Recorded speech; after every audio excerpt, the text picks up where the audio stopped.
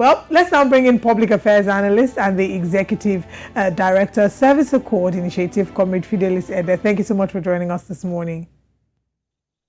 No, thank you for having me. All right, we're just having a conversation about the speech of the president-elect Bola Ahmed Tinubu, and some of the things he did say would be calling for unity, calling for all the other parties to work together, which, like Osage said, is expected when a person has been announced president-elect. But what is the practicality of us seeing him and all the other presidential candidates working together? And I asked this because we saw a scenario like this in Kenya as well, where William Ruto did ask that they all work together. We hoped that they work together, but we've seen that there's a major divide between him, Raila Odinga, Uhuru Kenyatta, who's the former president, and there really isn't as much unity as one might have hoped. So do we see the potential of Bola Ahmed Tinubu and all the other presidential candidates working together?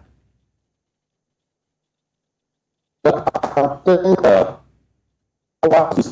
this situation will continue to have them aligned institutions necessary to work out democracy from armaments, colonialism, and military administration. If we look. All right. We seem to be struggling with the connection from Comrade Fidelis Ede. I'm not sure if we can. If you can take off your headphones, maybe the sound might be clearer, but I fear it might be more than just the sound quality. But of course, the conversation is, on building Nigeria, and of course, moving forward after the elections. Will the president-elect, be able to form, a better union with the people who, of course, lost the elections, with the PDP, with the Labour Party, basically with the opposition generally? And, will he be able to unite the country? Because I think it's one of the things that's so very important, that has been also spoken about. The former president, the current president, people would say failed, very, very much with regards uniting Nigerians across different tribes and different ethnic groups and different religious backgrounds. President Muhammadu Buhari did fail in that regard. And, for a long time, people always mentioned that Nigeria has never been this fractioned and been this divided, the way it currently stands. And so it is one of the biggest responsibilities of whoever it is that, emerges president, and of course, Bola Ahmed Tinubu, to ensure that Nigeria stays united and people come together and work for a better Nigeria. Comrade Ede, can you hear us clearly now? Are you hearing me now? Yes, but it's not clear enough, so we're probably going to have to either re-establish connection with you or have this conversation some other time. The importance of a united Nigeria cannot be stated over spoken about. There's so much more that needs to be done to unite Nigerians who, of course, come from different ethnic groups. If you, of course, looked at the conversations that are still happening even today, as we, lead to the governorship elections in Lagos State and in other parts of the country, the conversations are sad, and I was about tweeting it this morning that there's certain conversations that we should say by this time that are beneath us because they are tribal, they are filled with bigotry, it's embarrassing how we are still having this type of conversation. It's interesting that I said that because I also was going to tweet to say sending hugs to those who have just found out that some of their nearest and dearest are actually religious and ethnic bigots. Oh yeah, because there are many people whose characters have been revealed as a result of the elections. And I've even had a number of those people that I never knew that were tribalistic, outrightly tribalistic, but now that they had the opportunity to show that, they're showing that. And it's evident some of them didn't say anything. They kept quiet until the results were announced and then their true colors started coming out. So I just feel like there's a lot of healing that we need to do in Nigeria. A lot of healing. I don't know how we can move past the tribalism because it is a problem. It's a rot that has eaten deep into our systems. But I think leadership has also failed. Leadership has over time failed to position itself as a, as a type that is interested in unity and bringing Nigerians together. The president's statements And of course, there was a lot of criticism with his appointments a long time, throughout the administration. There was also a lot of conversations of nepotism, throughout his administration. So there's been fractions of this here and there. But, we would, in the last couple of weeks or months, we've gotten to see that the extent to which Nigerians are divided is not just, with people who were born in the 50s or in the 60s. Even people who were born in 1995, have already been able to pick up bits and pieces of religious divide and tribal, divisions here and there. You can see 22-year-olds, calling another tribe out for one thing or the other, which the point is, Bola Ahmed Tinubu has a lot of work to do. And it would not be done simply by mere words. There's so much that needs to be put in place to ensure Nigeria is united. Absolutely, because if we don't deal with that, I mean, we've seen it happen in other parts of Africa, in Rwanda, the Hutus and the Tutsis, and what that ended up leading to. Anyway, let's take the conversation now to South Africa, where a major cabinet reshuffle is looming after the country's deputy president on Tuesday resigned as a member of parliament, paving the way for the country's president to choose a new number 2. President Cyril Ramaphosa has been under pressure to shake things up in his cabinet, with some ministers being accused of poor performance. He also has yet to appoint the new Minister of Electricity, which was announced in February's State of the Nation address. Now, joining us to examine this is political analyst Dr. Ngama Ntinka. Good morning. Thanks for joining us. Good morning. Thank you for having me. I hope I got the name pronounced right. Absolutely. Okay. Thank you. All right. Now, Didi Mabuza's resignation came after he failed to attain any top national positions within the ruling ANC in December. Is there any idea or any clues who is likely to replace him? Well, the ANC has established a principle that its top leadership is mirrored at the level of the state, such that the party president becomes the state president, the deputy president becomes the deputy president of the state.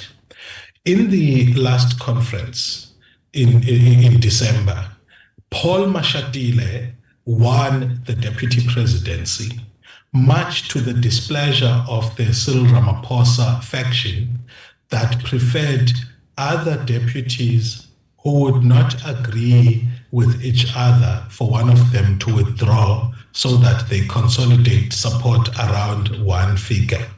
Now, one of the challenges that the president has faced has been to have a cabinet reshuffle, because the ANC also says that there should not be sort of the Secretary General's role is a permanent role at the level of the party and cannot be deployed at the state.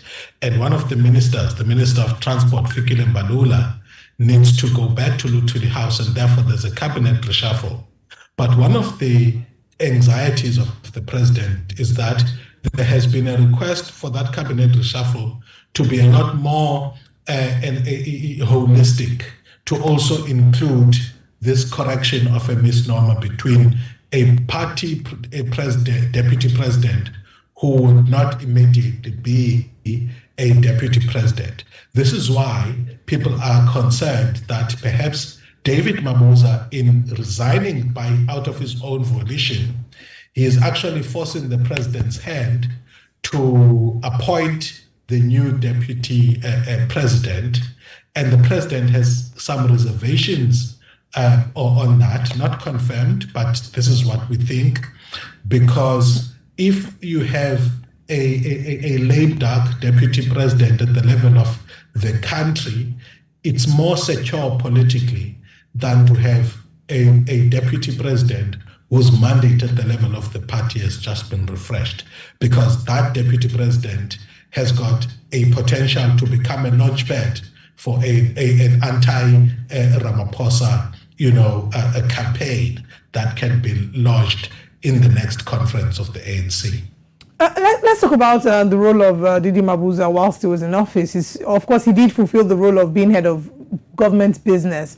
Let's talk about his impact. I saw a tweet where someone had said things Didi Mabuza did, and they underlined it, and it was a blank page. So share with us, what was his impact in South Africa? Sure. I think the Sowetan and their headline is their cover page is doing the rounds on Twitter. So sadly, I couldn't retweet it before the show for your listeners.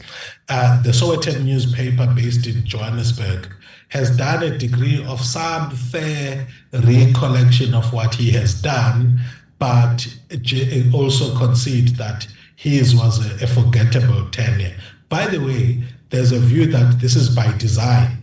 That office is a shadow office and should not rise in prominence above the sitting president. And as a result of that, it's designed to be a mediocre role, or in fact designed to be a shadow role. But when we think about the role David Mabuza had in South African politics in general, we can't not think about how his move from the former AU Commission chairperson's faction, Dr. Nkosazana Dlamini Zuma, to the faction of President Cyril Ramaphosa, was an exercise not only in self-preservation and advancement on his part, but also in nation saving. South Africa has been attempting to rid itself of the cancer of state capture. And I do not think that that would have gained significant momentum under Dr. Nkosazana Dlamini Zuma presidency, not out of her own personal integrity, but out of the politics that surrounded her campaign. It was supported by people aligned to her former husband, ex-husband, former President Jacob Zuma, who would have needed to be among those that are brought to the book in the post his presidency. So David Mabuza then made a game-changing decision by bringing himself and his support base to the Cyril Ramaphosa camp. And as a result of that, we have had more support for law enforcement agencies, more support for the Zondo Commission that has looked into state capture, and some degree of follow through when it comes to following up on the recommendations of that commission.